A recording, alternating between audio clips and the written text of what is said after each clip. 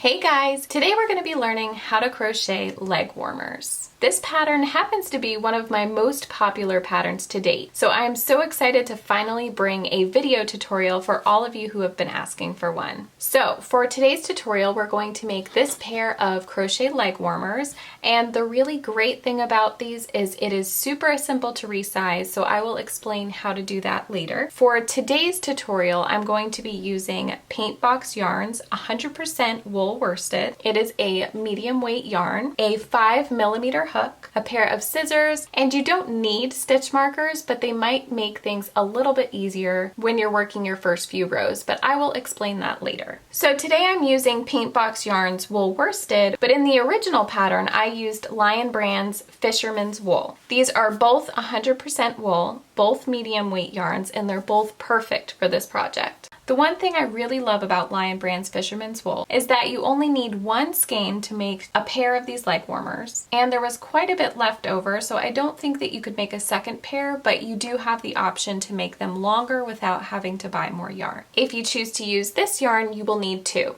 Okay, so that's enough for the materials. I'll leave all of them in the description box below, and I think we're ready to get started. All right, so the first thing we're going to do is create a slip knot, insert your hook, and chain 47. This chain is going to be the beginning of our cuff for our leg warmers. So this chain should wrap around your leg, but also be a little bit snug. So this was obviously designed to fit my legs, and everybody's legs are different. So if you need to resize your leg warmers, start with a foundation chain in multiples of 4 plus 1 plus 2. For example, 20 is a multiple of 4, then add 3 more chains. For the best possible accuracy, measure around the largest part of your calf with a tape measure. Then create your foundation chain that measures 3.5 inches less than what you measured. This will help to ensure that your crochet leg warmers fit snug instead of too loose. Alright, so now that you understand how to resize your crochet leg warmers to fit yourself or whoever you're making them for, let's move on with row 1. We're going to double crochet into the 4th chain from your hook and each chain down. And I am speaking in US terms, so a double crochet in the US is a treble crochet in the UK. Insert your hook into that 4th chain from your hook. So we have 1, 2, 3, 4. So insert, yarn over, pull up a loop, you'll have 3 loops on your hook, yarn over, pull through 2, yarn over, pull through 2. And that's your first double crochet. Now continue double crocheting in each chain across.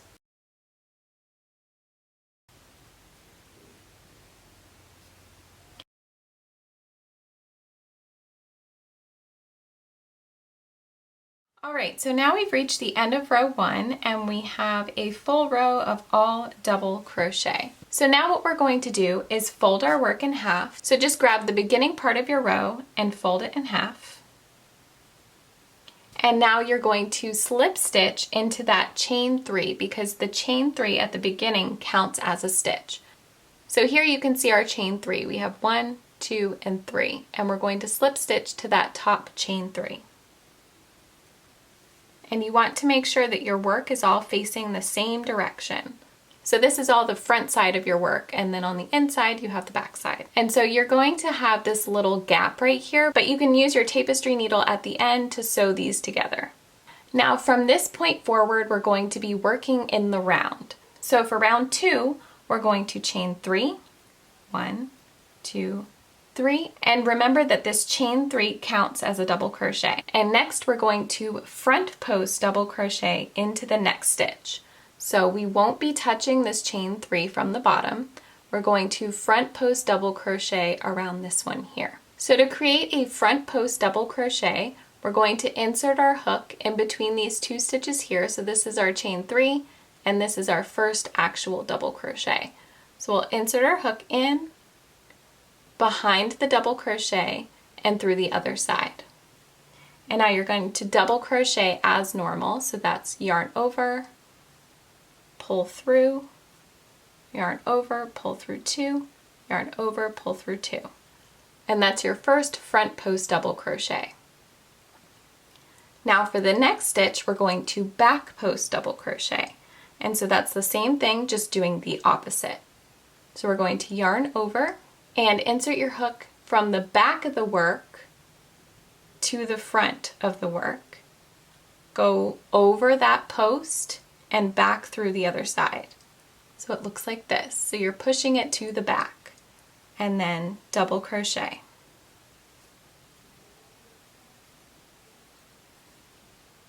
Now front post double crochet for the next one.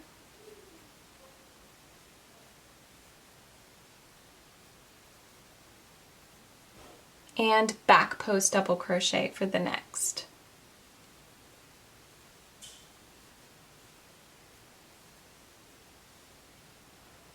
Front post and back post. Now just continue alternating front and back posts until you reach the end of this round. Alright, so this is the end of round 2, and I wanted to point out that we still have one left. So don't forget that last post right there. So just go through and just go around that back post there. And this is what you should have after row 2. Now we're going to slip stitch at the top of this chain 3 from the beginning. So insert your hook into that top chain, yarn over, pull the loop through, and through the loop on your hook. And now for rounds 3 through 5, we're just going to repeat round 2. So the same thing that we just did. We're going to chain 3 and front post double crochet around that very first stitch. So again, we're not going around this chain 3, we're going around the very first double crochet. And then back post around the next one. And you might have to turn it a little bit just to see that that stitch is there. So don't forget about that stitch. So yarn over and go around the back, just like that. So I'm going to go ahead and work rounds 3 through 5, and I will meet you at the end of round 5. Alright, so this is the end of round 5, and we're going to slip stitch to that top chain 3. Now chain 1. So now we're on to the tricky part, and the only reason why I say this is a bit tricky is because I've had so many questions about it. And this is where I also think that maybe a stitch marker might come in handy. For round 6, we're going to chain 1 and single crochet into your very first stitch. So that's talking about the top of the chain 3 from the previous round. So see this here?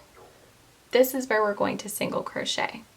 And if you've been struggling with this, or you think you might struggle with it, this is where I would insert your stitch marker. That way you know where your very first stitch of the round is.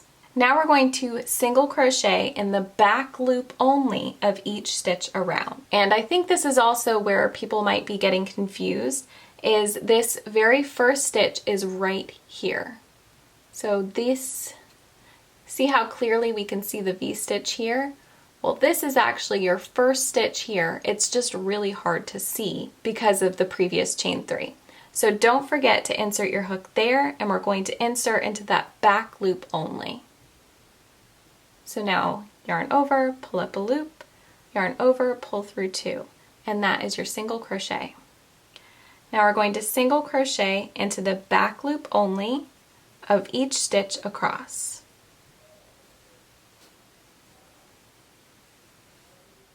Alright, so we're coming up on the end of this row, and you don't want to forget that last stitch there.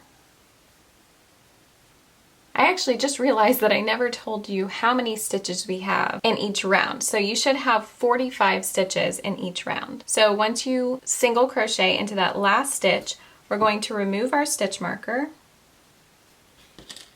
and slip stitch to the top of that single crochet.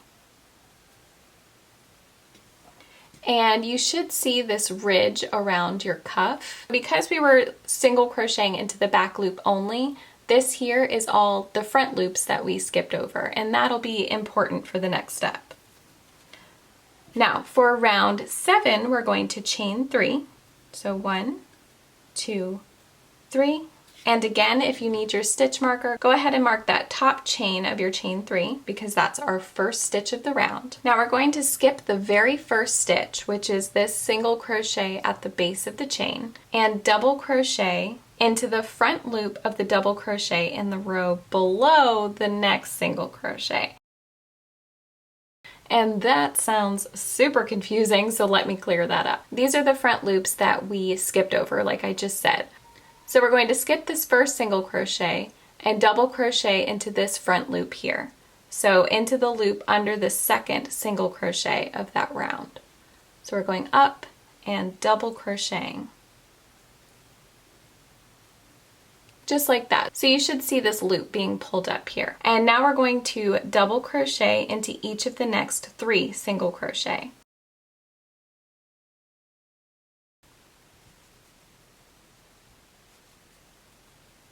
And now again, we're going to double crochet into the front loop below the next single crochet. So here's our next single crochet, and here's the loop below it.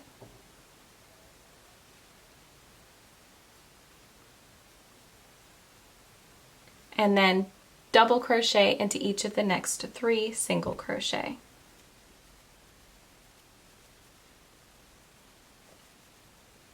Now we're just going to repeat that same pattern around. So we'll double crochet into the front loop below the next single crochet. So we're going to double crochet into that loop and then double crochet into each of the next 3 stitches. At the end of this round, if you notice that your count's off, it might be because you are double crocheting into the wrong single crochet. So if you see on the back here, you can see all of the single crochets that we skipped over. So anytime that you double crochet into the front loop, you should have a skipped single crochet in the back. So if you're off count, go back and check to make sure that you skipped each single crochet like you were supposed to. All right, so I will meet you at the end of this round. All right, so you should end with those 3 double crochet in the last 3 stitches. Now we're going to take off our stitch marker and slip stitch into that top chain 3. Now for round 8, we're just going to repeat round 6. And round 6 was just to single crochet into the back loop only of each stitch around. Now remember that the first single crochet is going to go in our first stitch here. And then our second single crochet will go into that next stitch here. The stitch that doesn't really look like a stitch because it's being pulled apart just a bit. Now single crochet into the back loop only of each stitch around. All right, now we're going to slip stitch into that first single crochet of the round and chain 3.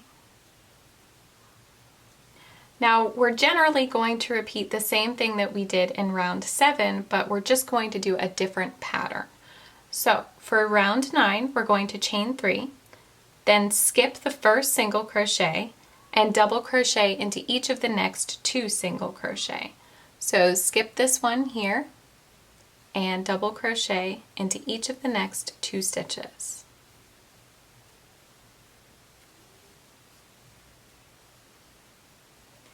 Now double crochet into the front loop of the row below the next stitch. That's this one. And double crochet into each of the next 3 stitches. And now we will just repeat that pattern again. Double crochet into the front loop below the next stitch. And then double crochet into each of the next 3 stitches. You're going to repeat that pattern until you reach the last 2 stitches. So I have my last 2 stitches here, and you're going to double crochet into the front loop of the stitch below, and then double crochet into the last stitch. Now slip stitch to the top of the chain 3. And that's it for round 9. So what you're going to do throughout the rest of this pattern is repeat rows 6 through 9 11 more times. After you've crocheted a few rows, slide the cuff up your leg to make sure that they fit snug. That way you don't spend hours making them and then come to realize they don't fit. If they don't fit, head back to the part in the video when I talked about resizing and try that again. You can add or take away some stitches from your foundation chain as long as it fits the multiple that I stated at the beginning of this video. Now I say to repeat rows 6 through 9 11 more times, but really you can stop or continue going as long as you'd like. If you'd like to create a set of boot cuffs instead of leg warmers, you can stop around round 10 or whenever you prefer. If you'd like to have these leg warmers reach all the way up to your thighs, you can try that, but you might want to make your cuff a little bit larger from the beginning so that it's not sliding off of your thighs. That's going to take some trial and error, but I think you can do it if that's what you really want. Also, if you'd like to follow along with the written pattern, you can purchase the ad-free PDF on both Etsy and Ravelry, and I'll leave the links in the description box below. And if you'd like the free version, you can find that on my website, which I will also link below. All right, so I'm going to repeat these rows 11 more times, and I will meet you at round 52. So now that I'm at the end of round 51, I'm actually ending on a round 8. So I'm going to slip stitch to the top of that chain 3. And before we move on, I wanted to take a look at this pattern here. If you look at it, it kind of looks like a brick type pattern. So if you feel like your count is off, know that every other stitch in each row should be lined up. And that's just so you know that you're on the right track. Now for row 52, we're going to single crochet in each stitch around. So not in the back loop, we're just going to single crochet as normal in each stitch. So we single crochet in that very first stitch there, and then this next stitch that again looks a little funky, remember to go under both of those loops here. Sometimes it's a little tricky. And then single crochet in each stitch around. And now slip stitch to the very first single crochet of the round, chain 3, and for round 53 we're just going to double crochet in each stitch around. So remember that that chain 3 counts as a stitch, so we're skipping that very first single crochet and double crocheting in each stitch around. Slip stitch to the top of the chain 3 and chain 3.